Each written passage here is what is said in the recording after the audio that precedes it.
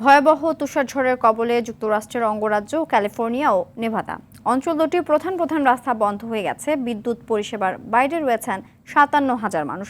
দর্শক, এই বিষয়ে যুক্তরাষ্ট্র থেকে জানাচ্ছেন সহকর্মী কামরুজ্জামান হেলাল। যুক্তরাষ্ট্রের পশ্চিমাঞ্চলীয় অঙ্গরাজ্য ক্যালিফোর্নিয়া ও নেভাদায় ভয়াবহ তুষারঝড়ের আঘাতে প্রধান রাস্তা বন্ধ হয়ে গেছে। স্কি রিসোর্টগুলো বন্ধ এবং কমপক্ষে ৫৭,০০০ মানুষ বিদ্যুৎ পরিষেবার বাইরে রয়েছেন। আবহাওয়া অধিদপ্তরের তথ্য অনুযায়ী পাহাড়ি সিয়েরা নেভাদা অঞ্চলের প্রলয়ঙ্কারী তুষারঝড়টি ভয়াবহভাবে আঘাত হেনেছে। ঝড়ের সময় এখানে বাতাসের গতিবেগ ঘন্টায় ৩০৫ কিলোমিটারে পৌঁছেছে বলে জানা গেছে। বৃহত্তর লেক তাহা এলাকা সহ সেখানে উচ্চ থেকে চরম পর্যায়ে তুষারপাতের বিপদ সম্পর্কে লোকজনকে সতর্ক করা হয়েছে।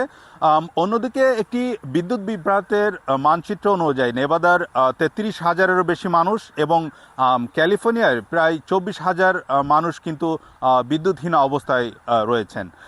ঝড়ের কারণে শনিবার ইন্টারস্টেট মহাসড়ক ৮০ ও ৭৫ ১২১ কিলোমিটার দীর্ঘ এলাকা বন্ধ করে দেওয়া হয়। নেভাদা অঙ্গরাজ্যের সীমান্তের কাছে অবস্থিত ট্রাকিং ক্যালিফোর্নিয়ার হাইওয়ে পেট্রোল অফিসের সামাজিক যোগাযোগ মাধ্যমে তারা বলেছে যে তুষারঝড়ের কারণে গাড়ি চালকদের কাছে যেতে অসুবিধার সম্মুখীন হতে হচ্ছে জরুরি কর্মীদের। দেশটির জাতীয় আবহাওয়া অধিদপ্তর ইউএস ন্যাশনাল ওয়েদার সার্ভিসের আবহাওয়াবিদরা বলেন উচ্চতর স্থানগুলো ৩ মিটার যে ১০ ফুট পর্যন্ত তুষারপাত হতে পারে বলে আশঙ্কা করা হচ্ছে, যা লেক তাহরের কাছে বসবাসকারী লোকজনের জন্য জীবন হুমকির উদ্বেগ তৈরি করতে পারে। এছাড়া শুক্রবার বন্ধ হওয়া লেক তাহরের আশপাশে বেশ কয়েকটি রিসোর্ট শনিবারও বন্ধ ছিল, তবে স্থানীয় সময় রোববার থেকে এসব রিসোর্ট খোলা আশা করছে কর্তৃপক্ষ। পরিশেষে বলতে চাই, যুক্তরাষ্ট্রে এই সময় বিভিন্ন স্টেটে কিন্তু তুষারপাত হওয়াটাই স্বাভাবিক এবং তেমনটি হচ্ছে।